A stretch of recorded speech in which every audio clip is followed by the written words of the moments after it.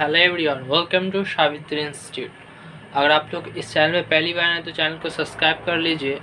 यह आप लोगों का न्यू मॉडल एक्टिविटी टास्क है सितंबर 2021 का, सब्जेक्ट लाइफ साइंस क्लास 9 का। ओके, तो चलिए शुरू करते हैं।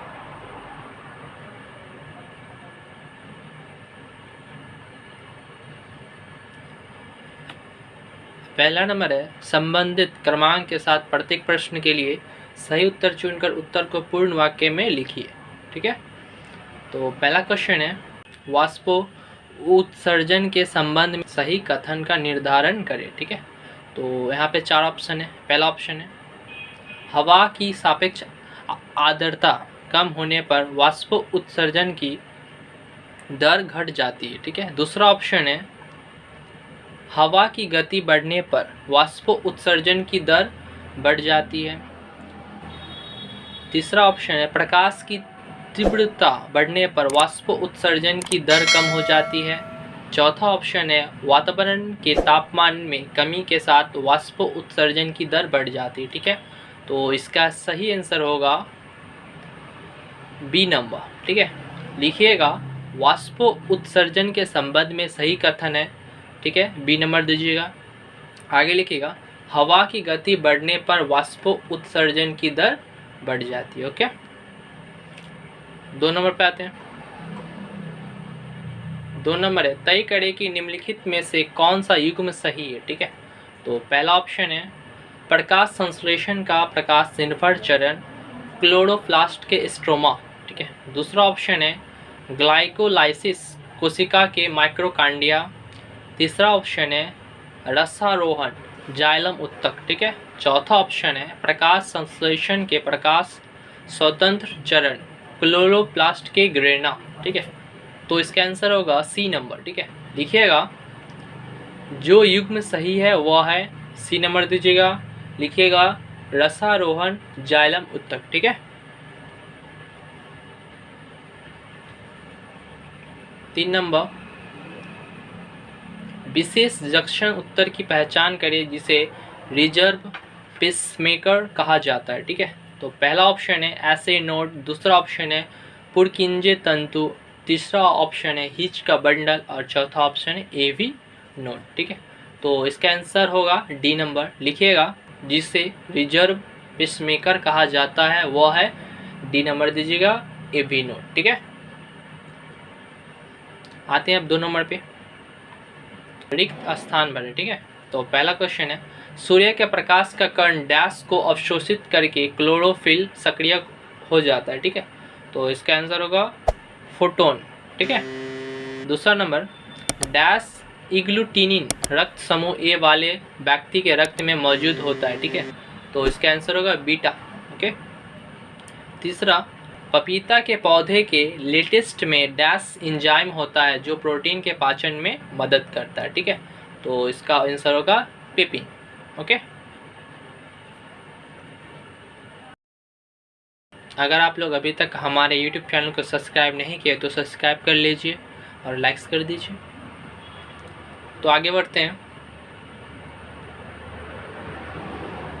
3 नंबर, 2 या 3 वाक्य में उत्तर दें। ठीक है, पहला क्वेश्चन है, विश्लेषण करें कि मुंह में कार्बोहाइड्रेट कैसे पचता है। ठीक है, तो इसका आंसर लिखिएगा यहाँ से, मुंह के भीतर उपस्थित दांत भोजन को छोटे छोटे टुकड़ों में बदल देते हैं। कार्बोहाइड्रेट जातीय खाद्य पदार्थ लाड़ में उपस्थित म्यूसिन भोजन को नम तथा मुलायम बनाती है और टाइलिन एंजाइम स्टार्च को माल्टेज में परिवर्तित करती है। ठीक है, यहाँ तक लिखिएगा।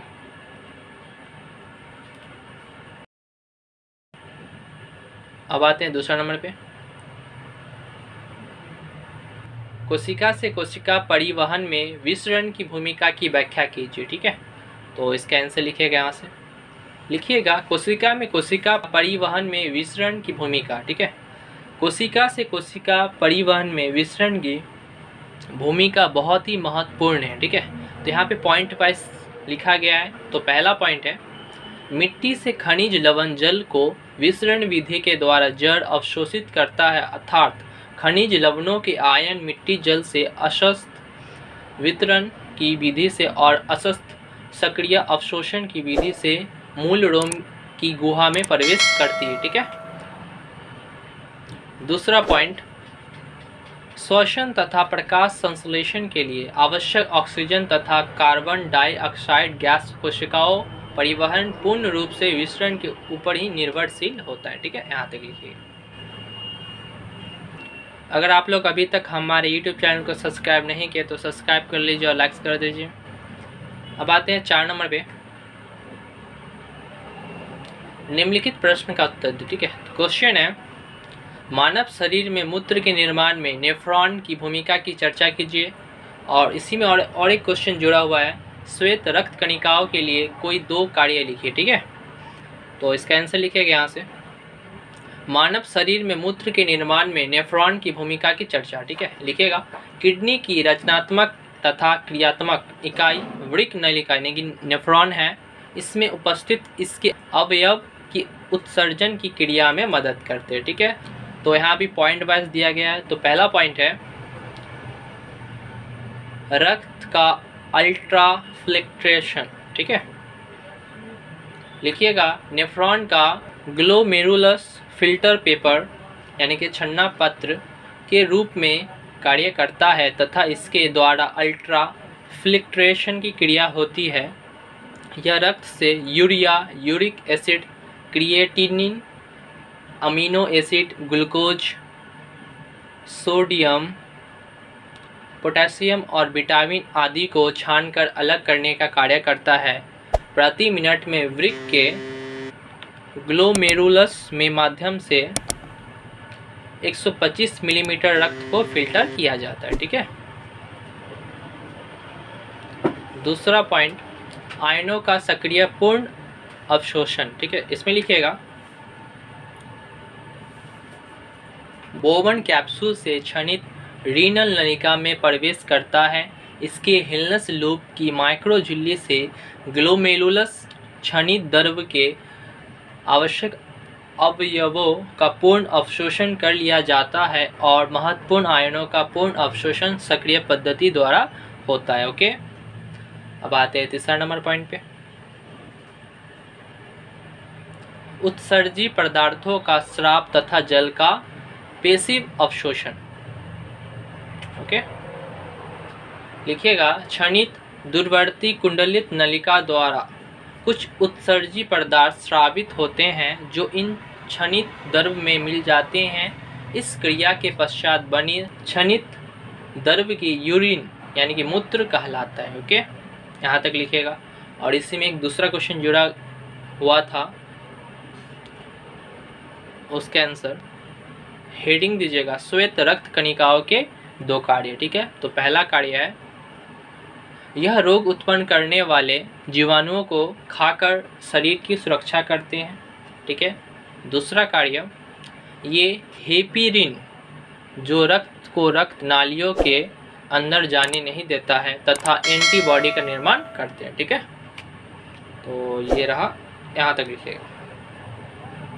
ओके, तो यह आप लोग का पूरा कंप्लीट हो गया। ओके, अगर आप लोग अभी तक हमारे YouTube चैनल को सब्सक्राइब नहीं किया तो सब्सक्राइब कर लीजिए और लाइक्स कर दीजिए और अपने दोस्तों के साथ शेयर कीजिए। अगर आप लोग इसका PDF फाइल चाहिए तो हमारे WhatsApp, Telegram से जुड़ जाइए, डिस्क्रिप्शन बॉक्स में लिंक दिया गया है। ठीक है, तो चलिए, धन्यवाद।